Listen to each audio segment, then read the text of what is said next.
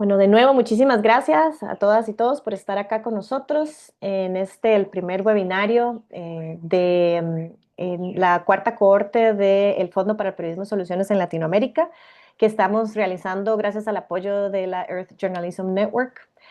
Hoy tenemos para nosotras en el colectivo 506 y en el Fondo para el Periodismo y Soluciones el honor de compartir esta sala de conocimiento y de aprendizaje con la organización, la Fundación Mar Viva y con Andrés Beita, quien es miembro de del equipo científico de esta organización y quien nos va a acompañar hoy para compartir información súper valiosa sobre lo que estamos viviendo en los océanos, ese mundo tan cercano y tan lejano para todos los seres humanos que habitamos este planeta. Y bueno, antes de darle la palabra a Andrés, quisiera leer su biografía para compartirles, bueno, la persona de lujo que nos va a compartir su conocimiento hoy. Él es biólogo de la Universidad de Costa Rica, con una maestría en ciencias pesqueras, con énfasis en evaluación de stocks, y ahorita es candidato a un doctorado en ciencias pesqueras también, tanto en la Universidad de Costa Rica como en el Memorial University of Newfoundland en Canadá. Tiene más de 10 años de trabajar en temas marinos, haciendo investigación sobre ecología de peces en arrecifes coralinos, áreas marinas protegidas, pesquerías y métodos estadísticos para la evaluación y el manejo de recursos marinos, entre muchos otros temas. Su experiencia le ha permitido trabajar en gran variedad de sistemas, desde conservaciones de arrecifes de coral en la isla del Coco hasta grandes pesquerías industriales en el Atlántico canadiense, lo cual le ha dado una amplia perspectiva de los problemas que enfrentan el océano, lo que nos reúne hoy acá. Es profesor invitado de gestión pesquera tropical de la maestría en gestión integrada de las áreas costeras tropicales de la Universidad de Costa Rica. También tiene experiencia entonces compartiendo su conocimiento. Andrés ve el trabajo en Mar Viva como una oportunidad de poder devolver al país y al océano algo de lo que ha aprendido, además de nutrirse de los conocimientos y de la experiencia del equipo interdisciplinario y entre todos poder aportar a la toma de decisiones basadas en evidencia. Bueno, y a nivel personal es un enamorado de la ciencia, de los peces y la estadística, que durante su tiempo libre disfruta de leer libros relacionados con los océanos, le gusta mucho bucear y bueno, pasar tiempo con sus sobrinos experimentando con recetas para hornear. Así que gracias Andrés por estar acá en la sala del colectivo 506 y le cedo la palabra. Muchísimas gracias y muy buenos días para todos y todas. Gracias por estar acá. Voy a compartirles mi pantalla, a ver si todo bien. Me, me avisan si sí se ve bien la Bien. presentación. Ok. Se ve perfecto, gracias. Entonces, como les comentaban, bueno, esta presentación es sobre pérdida de biodiversidad marina y le puse este título ahí complicado porque quizá es el mensaje que quiero transmitir. Tal vez sí voy a presentar uno que otro gráfico, uno que otro porcentaje, uno que otro número, digamos, que es lo que a veces uno quiere escuchar cuando habla de pérdida de biodiversidad. ¿Cuánto se está perdiendo? ¿Cómo va la tendencia? Pero más que eso, yo quisiera dejar el mensaje de que esta pérdida es una pérdida oculta. Como decían ahorita en la presentación, a veces el océano está un poco lejos de nosotros, está un poco más ajeno a nosotros. Entonces, que a veces no estamos viendo esta pérdida de la misma manera como vemos la pérdida terrestre, y que entonces eso a veces tiene que ver con la poca memoria que tenemos sobre el estado de los ecosistemas y, por supuesto, dejar un mensaje final sobre la acción que podemos tomar y que ustedes como periodistas pueden colaborar. Entonces, para empezar, quiero volver a ese punto de que nosotros somos un organismos terrestres, somos un animal terrestre. Nacimos en la Tierra y muchas personas no llegan ni siquiera a ver el océano en su vida y pueden vivir tranquilamente. Entonces, nosotros tenemos mucha familiaridad con los ecosistemas terrestres. Si nosotros vemos esta imagen, no nos es ajena, digamos, es un bosque. Es posible, dependiendo de donde ustedes vivan, que hemos visto esto una o varias veces. Entonces pasa que cuando llegamos a ver que alguien está dañando este bosque o que alguien lo está interviniendo, que se está perdiendo la biodiversidad en este bosque, tenemos una imagen de antes y tenemos una imagen después que es muy evidente. O sea, es algo que nosotros tenemos cerca, que nosotros vemos y cuando se daña, lo vemos fácilmente. Es decir, si alguien está cortando un bosque a la par de nuestro pueblo, nosotros escuchamos las motosierras, nosotros vemos los árboles caídos, vemos el claro en el bosque. Pero entonces ahora quiero que nos imaginemos el océano y claro, esto es una generalización que estoy haciendo porque habrán personas, pescadores que lo ven fácilmente, pero esto es lo que nosotros vemos, esta es la superficie del océano, algo que cuando nosotros volvemos a ver hacia el agua, esto es lo que vemos. Y entonces si alguien lo está dañando, si alguien está haciendo que se pierda la biodiversidad, si alguien lo está interviniendo de manera negativa, este es el antes y el después es este.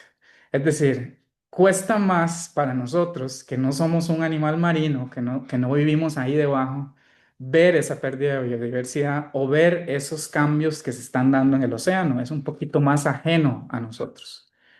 Lo cual no quiere decir que no esté pasando. Entonces, cuando uno se pone a pensar, bueno, ¿cuántas especies se extinguen en el océano? En los últimos años hay algunos artículos que dicen que solamente entre 20 y 24 especies se han extinto en el océano en los últimos 500 años.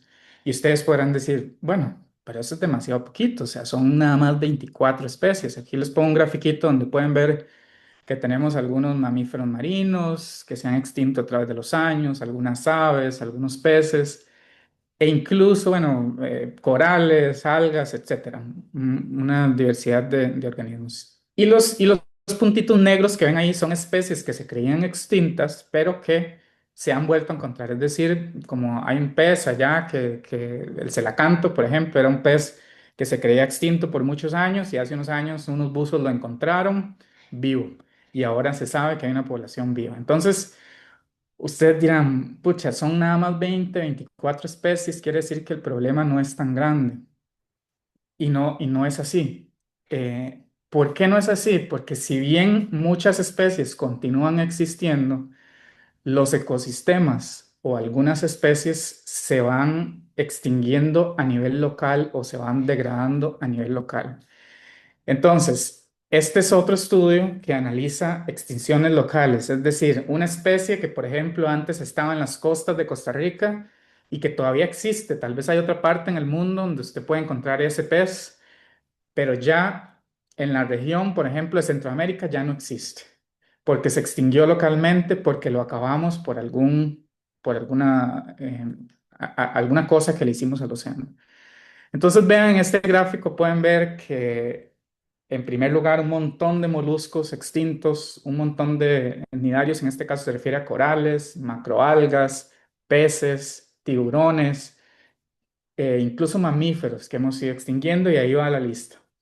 Y en este gráfico entonces también se puede ver algunas de las causas que están generando esas extinciones locales.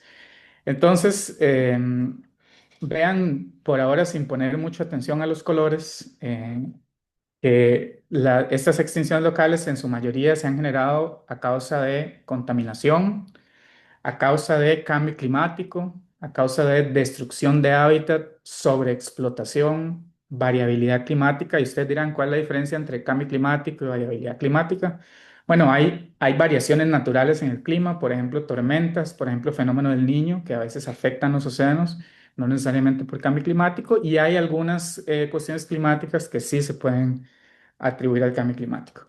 Entonces, esta primera parte, como les digo, es la parte más fuerte en números y gráficos que les traigo, porque como les digo, no es ese el mensaje que les quiero dejar. Lo que quiero es que vean que sí hay un montón de organismos que se están perdiendo, tal vez la especie todavía existe, pero los estamos perdiendo a nivel local y con esa pérdida local perdemos los servicios ecosistémicos o esos beneficios que la biodiversidad trae a los seres humanos. Entonces, vean ustedes, por ejemplo, que existen más o menos, según el Registro Mundial de Especies Marinas, existen más o menos 248.000 especies marinas descritas.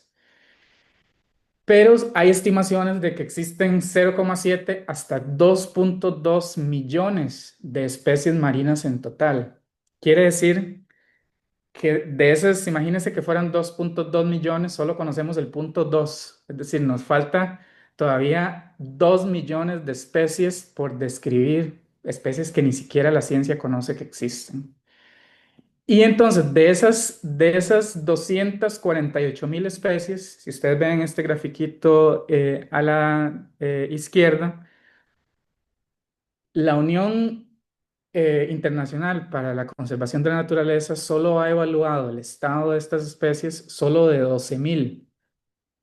Entonces estamos hablando de menos de digamos, por ahí de un 5% de la biodiversidad que tenemos descrita en este momento. Tiene algún tipo de evaluación de si, si está en peligro o no está en peligro. Es decir, la mayoría, 95% de las especies que tenemos en el océano descritas y sin ni siquiera pensar en las no descritas, o sea, las que no sabemos que tenemos ahí ni siquiera se han evaluado, ni siquiera sabemos. Y de las que han sido evaluadas, aquí pueden ver en este grafiquito a la derecha, de las que han sido evaluadas, entonces hay aproximadamente un 1% que están críticamente en peligro, un 2% que están en peligro y un 6% que son vulnerables a la extinción. Y ahí tenemos peces, tenemos aves, tenemos tiburones, corales, una gran diversidad de organismos. Entonces, en esta primera parte de esta charla, lo que quería es dejarles el mensaje de que esta biodiversidad sí se está perdiendo, pero sobre todo que no conocemos qué tanto se está perdiendo porque ni siquiera conocemos bien la biodiversidad marina. No sabemos qué es lo que tenemos.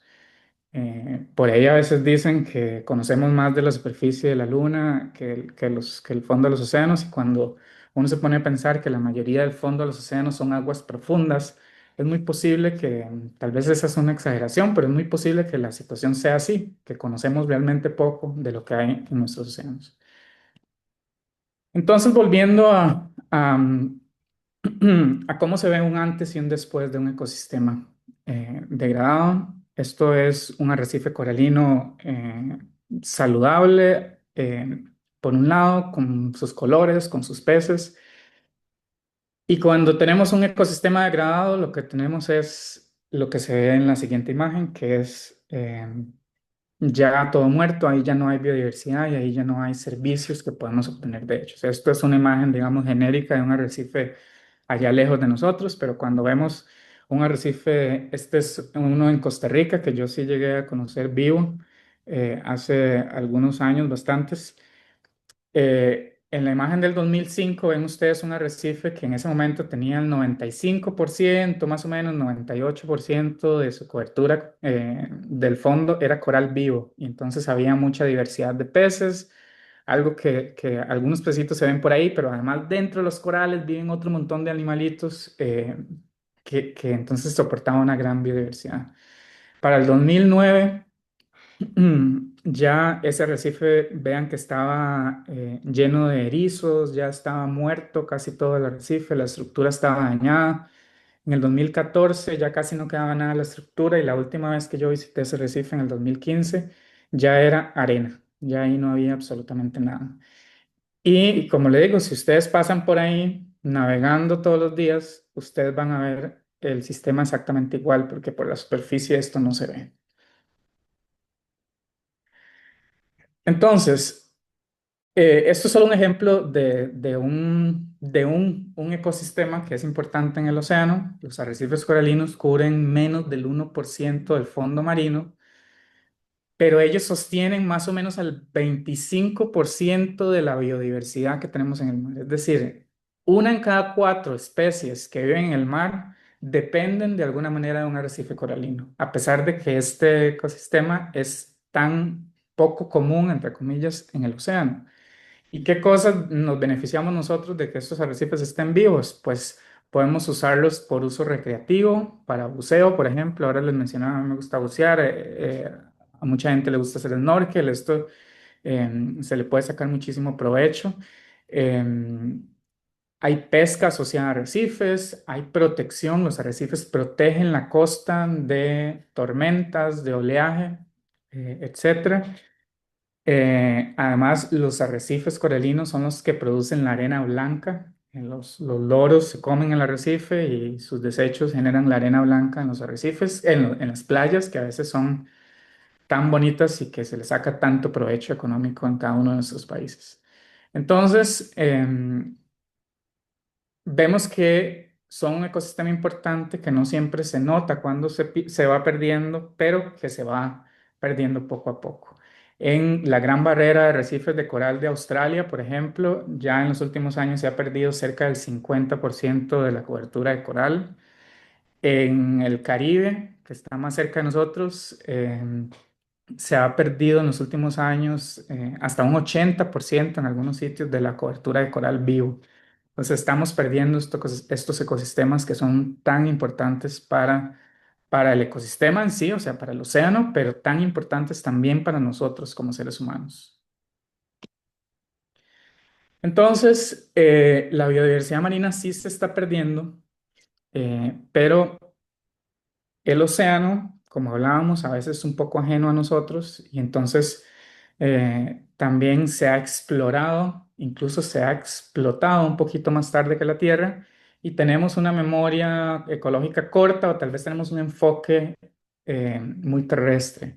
Les pongo esta imagen que es una imagen, digamos, de Google Earth de una de las caras del planeta Tierra, que no es la cara típica que nosotros vemos. Siempre que vemos una imagen del planeta Tierra, vemos el continente americano, o el continente o allá en Europa, Asia, lo que fuera, pero pocas veces vemos esta cara del océano. Esto es nuestro planeta visto desde el Océano Pacífico y vean que prácticamente toda la cara es océano. Entonces es algo demasiado grande que estamos perdiendo poco a poco y que lo vemos, o sea, que nos cuesta ver. Más o menos el 66% del área oceánica sufre actualmente impactos acumulativos y crecientes. Y los principales impulsores ya los tenemos identificados, como veíamos hace un rato: cambio climático, contaminación, sobreexplotación, pérdida de hábitat, especies invasoras, solo por mencionar algunos ejemplos. Entonces, les cuento algo de historia con respecto a esto, con respecto a esto de los océanos. Resulta que en 1883 había un científico que se llamaba Tom Huxley. Tom Huxley era un mega especialista mundial, por decirlo así, era un inglés que era como de lo mejor que había en biología marina en ese momento, era una de las personas más conocedoras de los peces en ese momento. Y él en un congreso en 1883 dijo ante un panel de expertos que es probable que todas las pesquerías marinas son inagotables, como nos enseñaban a nosotros en la escuela, los recursos inagotables. Es decir, nada de lo que nosotros como seres humanos podamos hacer podría afectar seriamente la cantidad de peces que hay en el mar. Y cualquier intento de regular una pesquería parece ser inútil. Y como les digo, esto lo decía un experto mundial. Y para ese momento posiblemente él tenía razón. Si ustedes se ponen a ver, en 1883 no teníamos los barcos que tenemos ahora. No teníamos la capacidad de navegar a zonas lejanas como la tenemos ahora. No teníamos, por ejemplo, los sistemas de refrigeración que nos permiten mantener un barco pescando y pescando y pescando por meses sin tener que volver a la costa. Entonces, no es que los científicos en aquel momento creían que la biodiversidad no se podía acabar. Ya para este momento en la tierra, incluso en el agua, digamos, en ríos, ya ellos habían visto que se habían disminuido, que se habían acabado algunas pesquerías de salmones, por ejemplo. Entonces ellos sabían que la biodiversidad se podía acabar y que nosotros podíamos acabar la biodiversidad, pero no veían posible con el grado de avance tecnológico que había para ese momento que nosotros le pudiéramos hacer un impacto, digamos, significativo al océano. como les digo, no teníamos la tecnología en aquel momento para hacerlo y entonces esta era la perspectiva en ese momento. Pero aquí les pongo un gráfico producido por digamos, la Oficina de la Alimentación y la Agricultura de las Naciones Unidas, la FAO.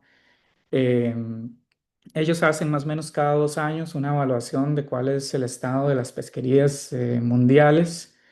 Eh, y verán que hablo mucho de pesquerías por dos cosas. Una, porque es el tema que yo más conozco y segundo, porque es donde hay más datos. Entonces es más fácil, digamos, ilustrar la pérdida de biodiversidad con datos pesqueros. Entonces vean ustedes esta bandita naranja que tiene ese gráfico, se ha ido haciendo más y más grande con los años. Y esa banda naranja es la cantidad de poblaciones que están sobreexplotadas, es decir, poblaciones que estamos llevando al colapso. Y eso ha ido creciendo. Entonces hoy sabemos que con el avance de la tecnología, esta perspectiva que tenían los científicos en el 1800 ya ha cambiado y hoy sabemos que sí le podemos, o sea, que los humanos sí podemos afectar seriamente la cantidad de organismos en el mar y que por tanto sí hace falta generar regulaciones, en este caso de pesquerías, pero para...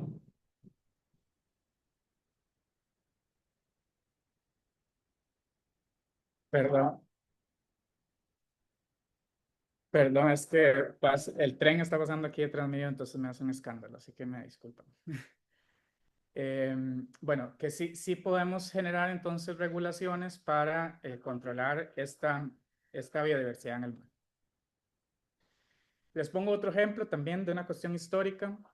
Eh, Esto es en el Atlántico, bueno, viene en un libro que se llama Cod, el bacalao, bueno, es en inglés, pero se traduce a El bacalao, la historia del pez que cambió el mundo. Es uno de mis libros favoritos, sí. Trae algunas declaraciones de los primeros europeos que llegaron al Atlántico de Norteamérica. Y entonces decía uno de ellos en la carta, Raimondo di Sonsino, eh, sobre los primeros viajes de exploración de un explorador que se llamaba John Cabot en Canadá. Y entonces decía que en ese momento, cuando ellos llegaron a Norteamérica, el mar era rebosante en peces. Se capturaban no solo con redes, sino que también con un canasto bajado con una piedra. Es decir, usted no necesitaba ni siquiera tirar una red para capturar los peces, sino que usted bajaba un canasto con una piedra para que se fuera al fondo y salía lleno de peces.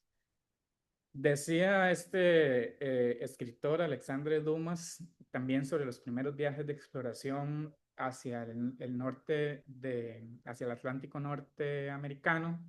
Decía, exagerando la situación, pero que reflejaba la situación de ese momento, que casi podía uno cruzar el Atlántico con los pies secos caminando sobre las espaldas de los bacalaos. Es decir, había tantísimo pescado que la gente creía casi que usted podría caminar sobre el Atlántico sobre las espaldas de los peces.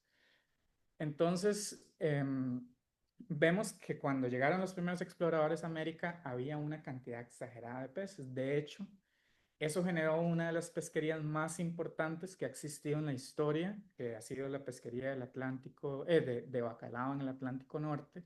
Y en este gráfico ustedes ven aquí cómo esta pesquería soportó más de 100.000 toneladas anuales por muchísimas décadas. Incluso después se extendieron hasta 800.000 toneladas anuales de pescado. Y ya por ahí a finales de 1900, de los 80 por ahí, empezaron a ver una caída hasta que en 1992 esa pesquería se colapsó. ¿Qué quiere decir se colapsó? Que ya había menos del 10% de la cantidad de peces originales y ya esta pesquería no es rentable económicamente. Entonces, perdieron el empleo 40.000 personas allá en Norteamérica y esto fue un colapso, digamos, ecológico y social importante. Entonces,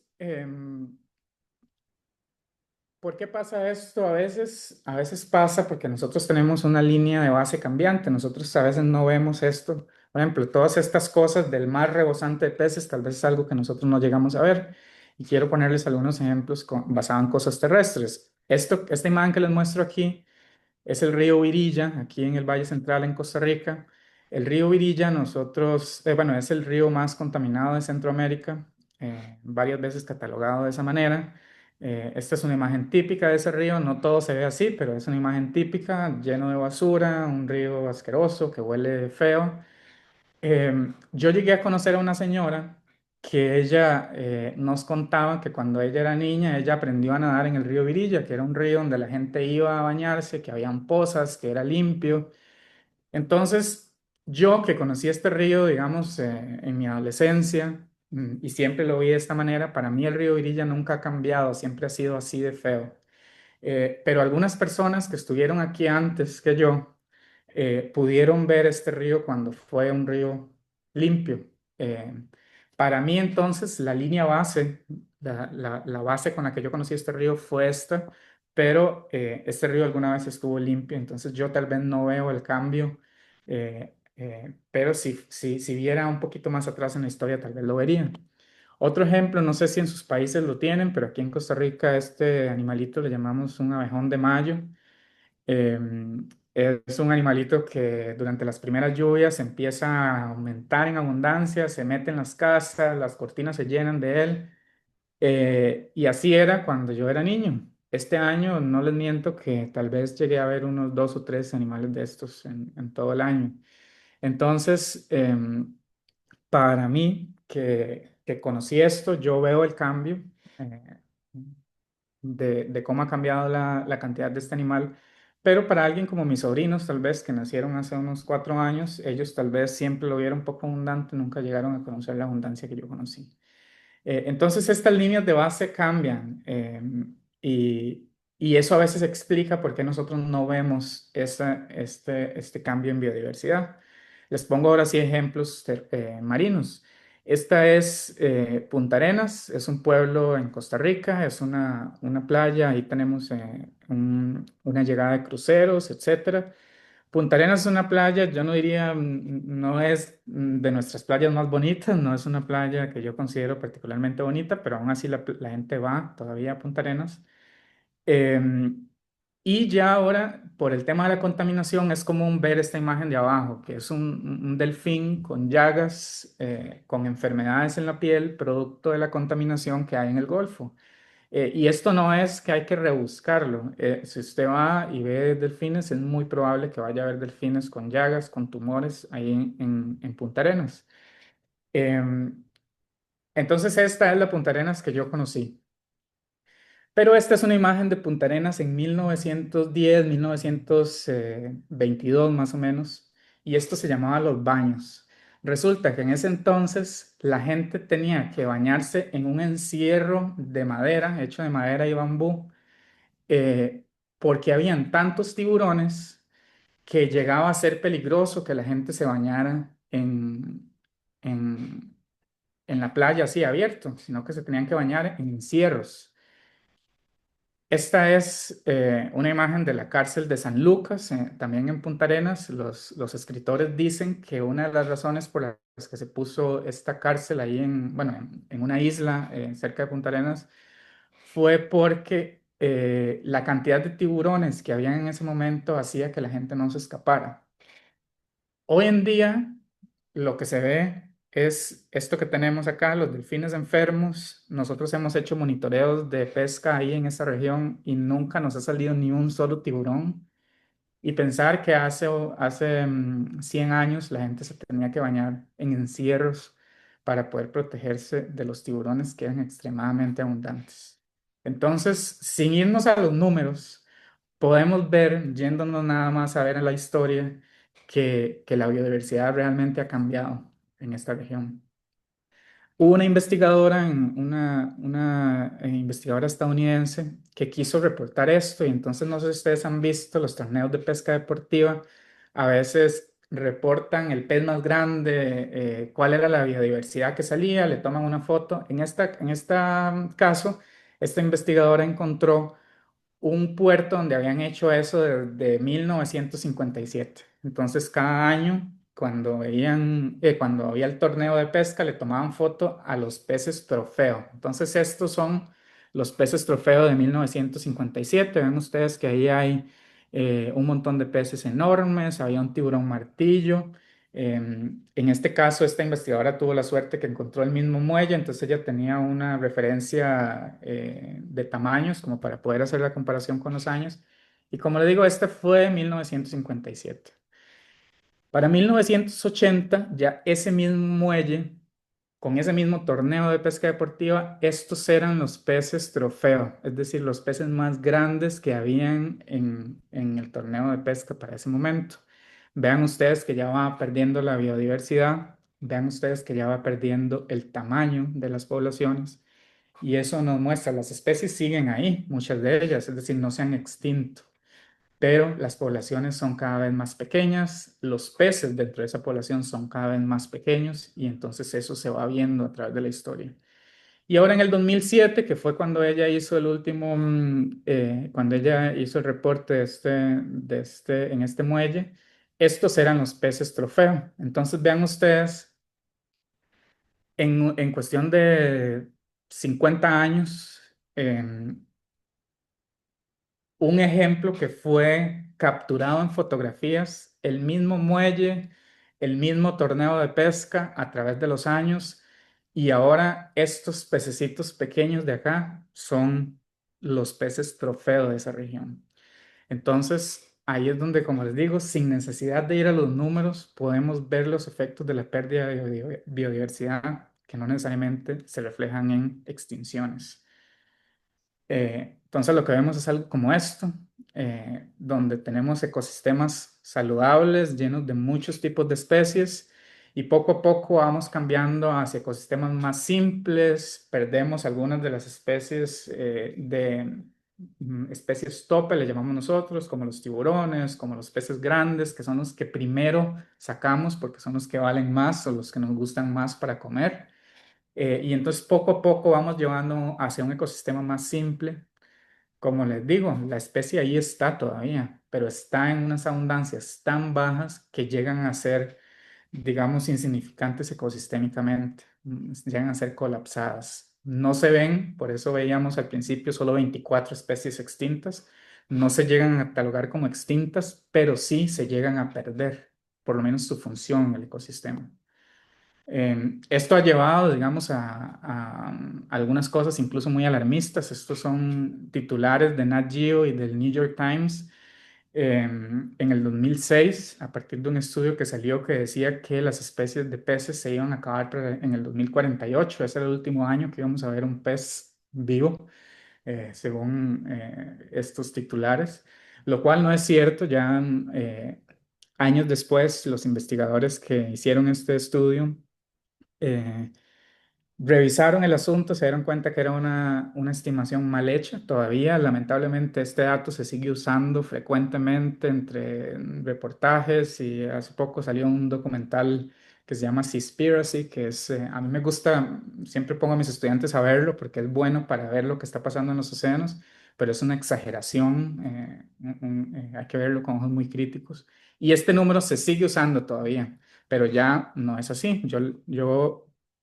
¿Por qué no es así? Porque ya hemos, como humanidad, trabajado en el desarrollo de metodologías para obtener sostenibilidad. Sostenibilidad es ese desarrollo que nos permite satisfacer las necesidades de las generaciones presentes, pero sin comprometer las posibilidades de las generaciones futuras de satisfacer esas mismas necesidades.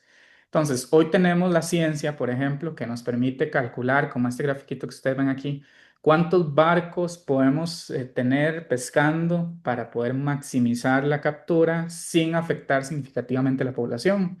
Y ese tipo de cosas nos han ayudado a controlar estas pérdidas de poblaciones que estábamos teniendo en aquel momento.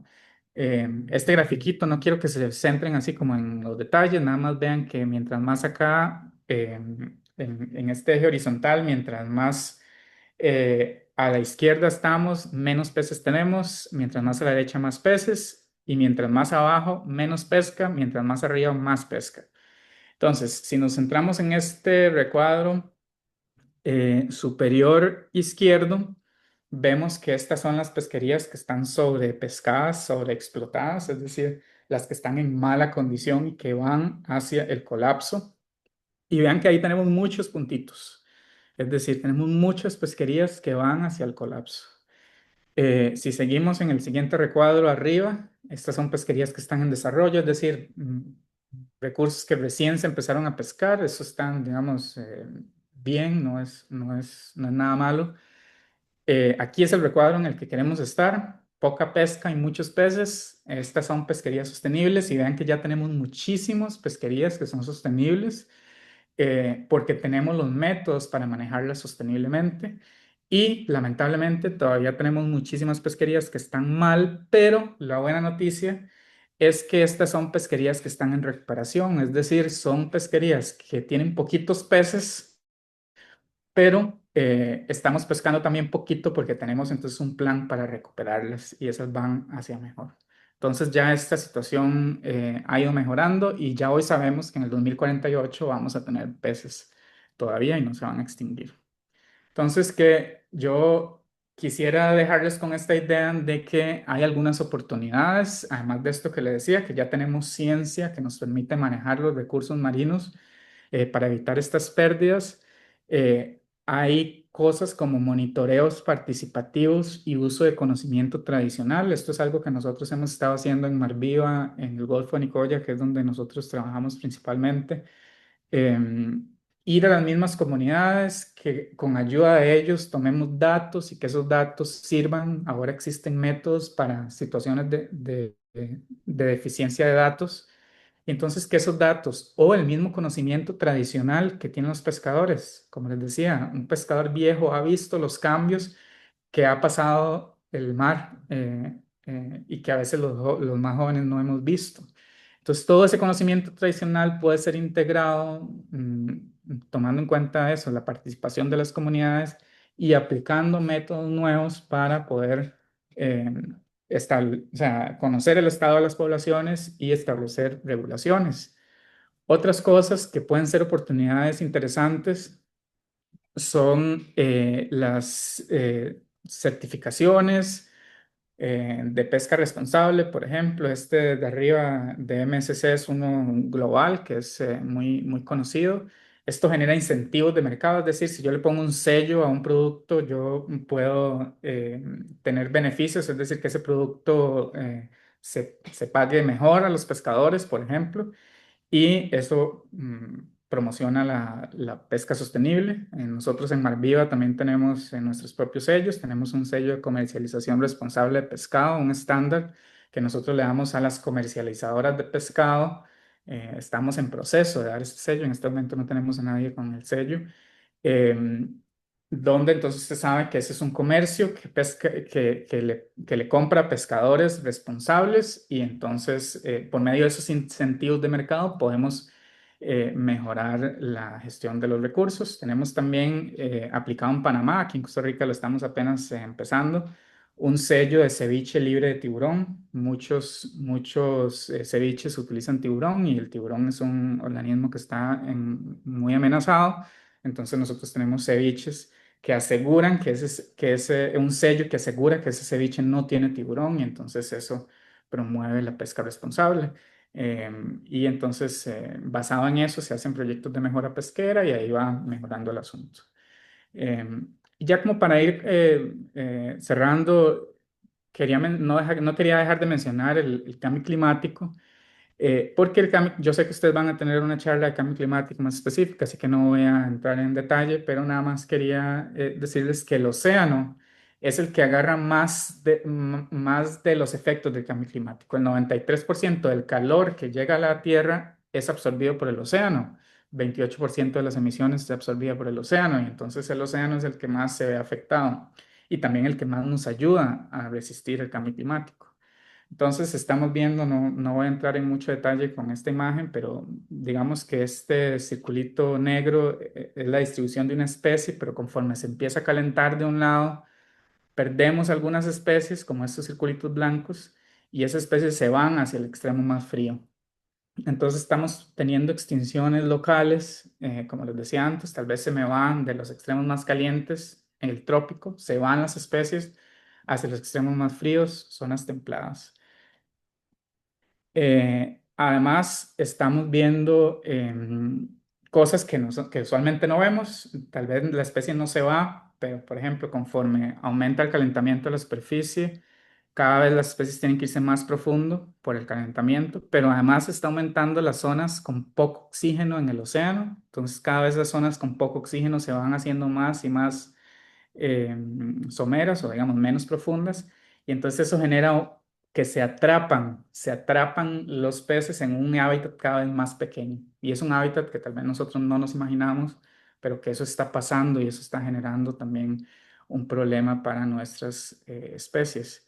Vean ustedes, estas son proyecciones que nosotros hicimos para la región del CEMAR, que es Costa Rica, Colombia, Panamá y Ecuador usando proyecciones de cambio climático y entonces vemos que en un escenario optimista hay una pérdida de biodiversidad baja, pero en un escenario pesimista, que es a lo que vamos, o sea, es decir, si los países no hacen nada, como parece que es lo que está sucediendo, vamos a tener una pérdida de biodiversidad muy alta para el 2100. Sin embargo, la buena noticia es que a pesar de que vamos a tener esta pérdida de biodiversidad, inevitablemente por términos de cambio climático, no quiero que se metan mucho en el detalle, pero aquí digamos rojo es malo, moradito es bueno.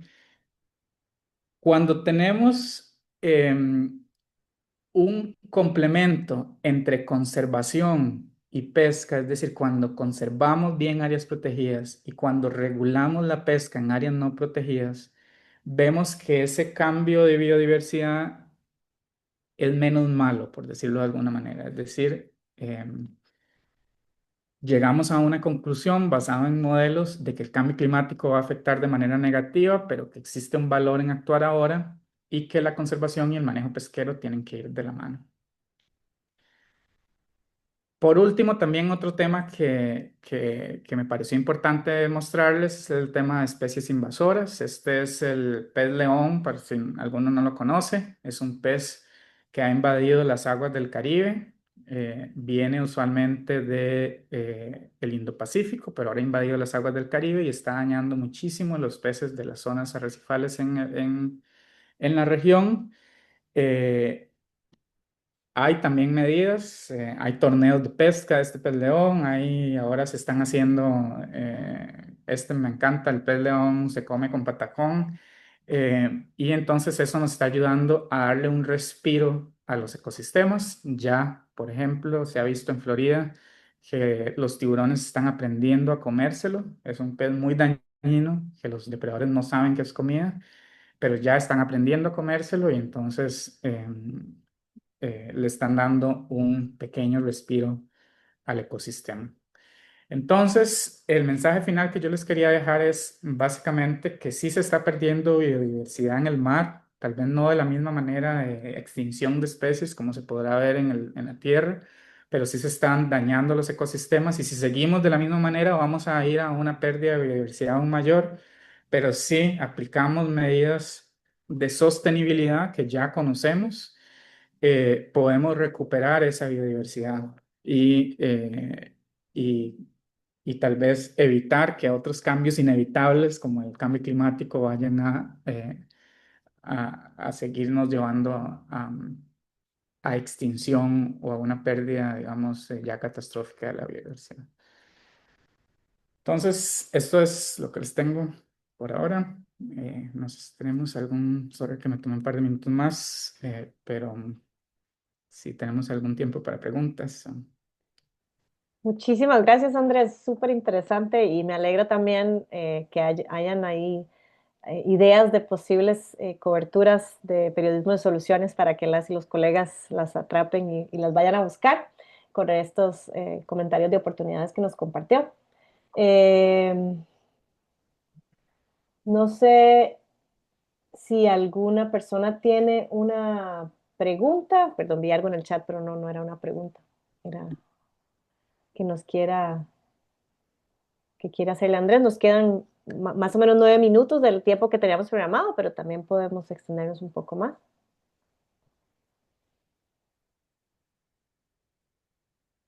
Hola, Patricia. No sé si tenía una pregunta. Sí tengo una pequeña. Adelante, adelante. Bueno, sé que está más dirigido a los océanos, pero me gustaría saber cómo se conecta, o sea, cómo estamos incidiendo en esas poblaciones de los océanos con los proyectos de fisicultura que están hacinando peces en las aguas interiores, este, creadas artificialmente, incluso, bueno, acá en México son jagüeyes, lagunas artificiales, represas. Si esto también tiene como una conexión con la biodiversidad, o sea, que si provocamos alguna acción de pérdida con estos cultivos que parecen no conectados. Gracias. Gracias, sí, esa es una muy buena pregunta. Y me recuerda, siempre discutíamos en una clase con un profesor sobre cuando uno define un problema, digamos, cuando uno tiene una situación, es muy importante saber definir el problema. Y cuando se empezó a ver esta pérdida en la cantidad de peces, eh, mm, tal vez en vez de haber definido el problema como estamos pescando demasiado, hubo quien lo definió como tenemos pocos peces. Y entonces la solución a tener pocos peces es hagamos más peces. Y entonces, ¿cómo hacemos más peces? Los cultivamos. Y eso efectivamente genera más peces. Pero ¿qué comen esos peces? Comen peces. Entonces, en muchos casos, aunque hay proyectos de cultivo muy sostenibles, ahora hay unos proyectos con unos sistemas multitróficos donde tienen en el mismo lugar, digamos, tienen peces, tienen moluscos que limpian el agua, algas que toman y entonces de ahí se va sacando, o sea, es decir, ahora se va desarrollando métodos muy sostenibles para la pesca y para la acuacultura. Sí es cierto que en muchos casos eh, lo primero que hemos aprendido a cultivar han sido peces carnívoros que comen otros peces y que entonces, por ejemplo, tenemos que darle 3 kilos de peces de alimento para producción de 1 kilo de pez de cultivo. Entonces, cuando uno ve las estadísticas globales de producción de productos marinos, uno ve que ya casi la mitad del consumo global es un consumo de acuacultura.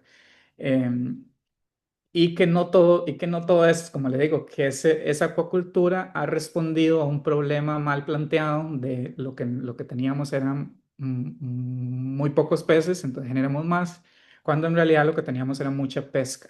Y en realidad la acuacultura a veces genera más pesca porque necesita para darle alimento. Entonces, como les digo, no hago una satanización, porque hay proyectos de acuacultura que son muy buenos y cada vez están mejorando más y más. La ciencia está avanzando mucho en reducir esa cantidad de alimento que se le da a los peces, en generar técnicas más sostenibles, porque además no solo en términos de comida, muchos cultivos en tierra requieren, por ejemplo, de cortar manglar. Entonces, eso también genera pérdidas a ecosistemas costeros importantes. Eh, entonces yo siempre trato de ser optimista, digamos, con las cuestiones de los impactos en el océano. Yo creo que si lo hacemos bien, o sea, si seguimos la ciencia y cómo va avanzando el asunto, podemos solucionar esto, pero entonces definitivamente hay una conexión inevitable entre estos cultivos de tierra que a veces parecen ser la solución, pero que ahí hay otra vez esa pérdida oculta que no estamos viendo, que son los peces que alimentan a los peces de cultivo. Muchas gracias. Sí, muy interesante esa pregunta. Una nunca sabe, ¿verdad? Si está haciendo lo mejor comprando peces de cultivo pescados, perdón, no peces, pescados de cultivo que... Y ahora hay, digamos, certificaciones, así como hay certificaciones digamos, incentivos de mercado que les mencionaba para la pesca, que esos ayudan mucho a que, si bien es cierto, eso siempre me parece importante, la responsabilidad del cuidado de los recursos pesqueros no es del consumidor solo, o sea, porque el consumidor es nada más un consumidor. Cada estado, o sea, los recursos pesqueros son de todos, es decir, y como el representante de todos es el estado de cada uno de nuestros países, digamos. Entonces, el estado tiene la obligación de manejar esos recursos y no debería ser el consumidor. Pero dadas las deficiencias de algunos estados para regular esos recursos o las complejidades que existan en la regulación de los recursos, aunque no tenemos la responsabilidad, el consumidor puede aportar por medio de esas cosas, seleccionando algo que sea pescado sosteniblemente y así ayudamos al mismo pescador. El mismo pescador no siempre tiene la culpa, es el regulador, el ente regulador que debería estar haciendo. Entonces, así como hay en pesca, también hay certificaciones de sostenibilidad en acuacultura. Y entonces esos son el tipo de cosas que podemos ver. Aquí en Costa Rica, por ejemplo, ya está prohibido extender la acuacultura costera por el tema de los manglares, pues entonces uno puede buscar certificaciones o productores acuícolas que uno sepa que estén haciendo buenas prácticas, que no sean peces carnívoros y que uno sepa que no están cortando manglar para extender sus cultivos, por ejemplo. Entonces también hay acciones que uno puede hacer para, digamos, seleccionar productos que sean sostenibles. ¿Alguna otra persona que tenga alguna pregunta para Andrés?